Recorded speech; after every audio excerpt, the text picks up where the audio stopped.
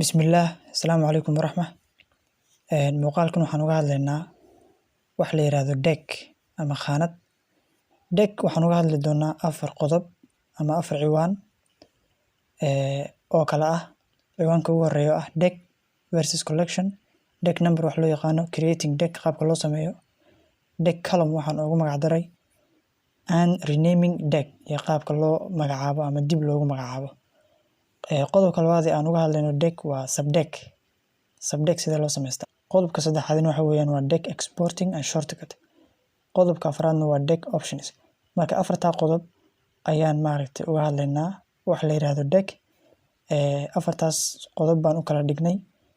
Qodob kasta wuxuu u taagan yahay markaa muuqaal.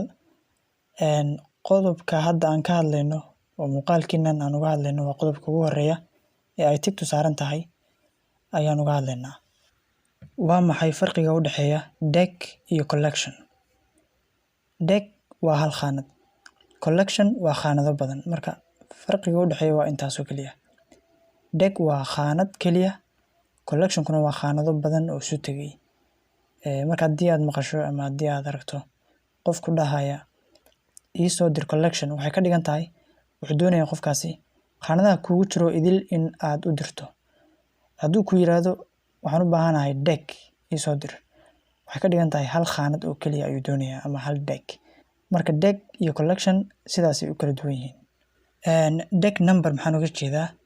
Deck number waxaan uga jeedaa inta khaanadood ee aad samaysan karto, ankii dhexdiisa aad ku samaysan karto. Waxaa la yiraahdaa ma lahan tiro cayiman ama tiro xadidan oo lagu soo ururiyay intaas la samayn karaa la yiri. Marka waxay ka dhigan tahay in alla intii aad doonto oo khaanado ah ayaad samaysan kartaa. Laakiin arintaas waxaa lagala kulmay dhibaato lagala kulmay gaar ahaan markii mobilka la isticmaalayo. Computerku waa iska caadi, laakiin marka mobilka la isticmaalayo khaanaduhu ama decksku haddii ay bataan waxaa la arkay inay keenayaan culays oo applicationka aan la isticmaali karin. Marka waxaad isku daydaa khaanadaha markaad samaysanayso ha noqdeen qaar kooban oo tiradoodu ay iska kooban tahay. Ani ahaan waxaa hadda iigu jirta mobilkayga, ankayga aan ku isticmaalo mobilkayga ilaa iyo 118 khaanadood. Tiro ahaan markay noqoto wax culays oo aan la kulman ma jiraan. Marka waxaan rajaynayaa inay halkaas wax kaaga baxeen. Qaabka loo sameeyo khaanad ama deck hadda ka hor waan soo aragnay. Waxaad tigaysaa calaamadaas plus-ta ah, kadibna waxaad ku dhufanaysaa option-ka ugu horeeya. Kadibna waxaad qoraysaa magaca aad doonayso inaad u bixiso khaanadda. Magacaas ha noqdo magac ka turjumaya khaanadda waxa aad ku shubi doonto. Tusaale ahaan waxaan soo wadaa su'aalo khuseeya maadada microbiology-ga. Khaanaddaas magaceedu wuxuu noqonayaa microbiology. Waxaan soo wadaa su'aalo khuseeya chemistry. Magaca ay tahay inaan u bixiyo khaanadda wuxuu noqon doonaa chemistry. Waxaan soo wadaa su'aalo khuseeya geography. Magaca ay tahay inaan khaanaddaasi u bixiyo waa geography. Marka magacu waa inuu ka turjumaa waxa lagu shubi doono ama casharada lagu shubi doono khaanadda. Marka qaabkaasna loo sameeyaa. Tusaale ahaan waxaan leeyahay English, khaanad English ayaan sameynayaa.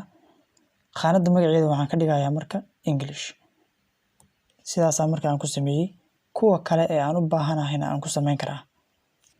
Maxaan uga jeedaa wax la yiraahdo deck columns? Columns wax kale maaha.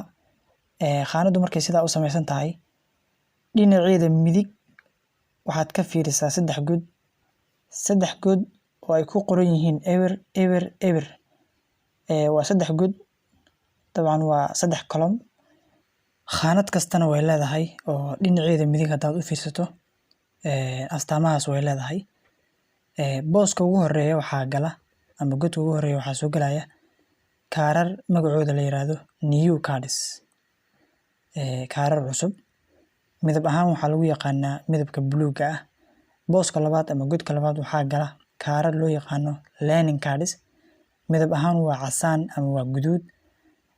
Booska saddexaad ama godka saddexaad waxaa soo gala kaarar magacooda la yiraahdo graduated cards ama kaararka qalin jabiyay. Midabka ay yeelanayaanna waa akhtar ama waa cagaar. Marka sidaas ay kala yihiin.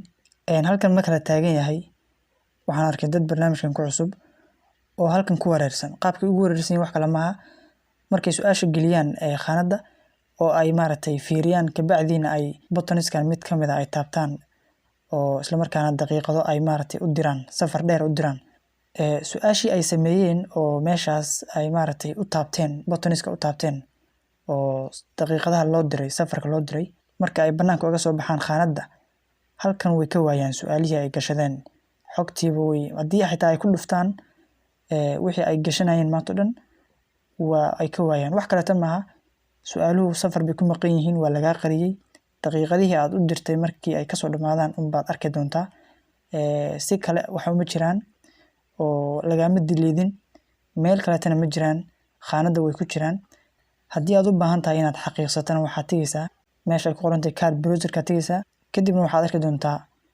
su'aalihii aad khaanada ku shubtay inay ku jiraan weli laakiinse ay ku maqan yihiin safar adigoo aa u dirtay kadib markii aad u taabatay buttoniska mid kamid ah again hard good iyo easy mid kamid ah u taabatay hadba daqiiqada ku xusan buttonka aad u taabatay ayay maqnaanayaan tusaale ahaan waxaa u taabatay buttonka good alaaba waxaa la arkaa inay ku qoran tahay 10 minutes ama 10 daqiiqo haddii lacala marka aad 10 daqiiqo u taabatay 10 minutes aad sugaysaa 10 daqiiqo sugaysaa ka dhigan tahay haddaa u taabatay again hadii jeer waa 1 daqiiqo sugaysaa marka meel kale ma aadin su'aalahaagii iyo xogtaadina meesha way kugu jiraan daqiiqadihii aad u dirtay markii ay kasoo dhamaadaan oo ay u dhamaadaanna dib ayay kugu soo laaban doonaan marka sidaas ha loola socdo qodobka ugu dambeeya waxa weeyaan waa renaming a deck qaabkee ayaad magaca uga bedelaysaa khaanad waxaad dul tagaysaa khaanada aad doonayso inaad magaceeda ka bedesho kadib waxaad leedahay long press